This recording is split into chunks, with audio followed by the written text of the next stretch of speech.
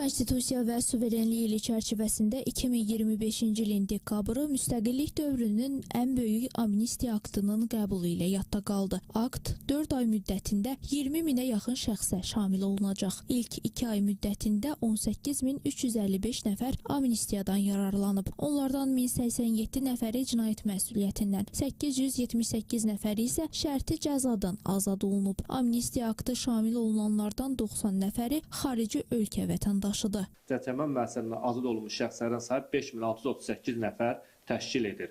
Ümumilikdə də qeyd edə bilərəm ki, ilk dəfə cinayət törətməyə görə cəza çəkmə müəssisəsindən 6 aydan artıq olmayarsa azad olunan şəxslərin sayı 503, azağı cinayət törətməyə görə 1 ildən az olan cəzasına azad olmuş şəxslərin sayı 386, ehtiyatsızlıqdan cinayət törətməyə görə azadlıqdan məhrum etmə cəzası 5 ildən artıq olmayan şəxslərə münasibətdə azad olunan şəxslərin sayı 1081, o cümlədən də böyük ictimai təhlükə törətməyən cinayətlərə görə azadlıqdan məhrum etmə cəzasına məhkum edilmiş və bu cəzadan amnistiyasının cəzalandırılmış şəxslərin sayısı 96 olmuşdur. Amnistiya aktı təkcə azadlıqdan məhrum etmə cəzasına məhkum edilmiş şəxslərə münasibətdə tətbiq edilməyibdir.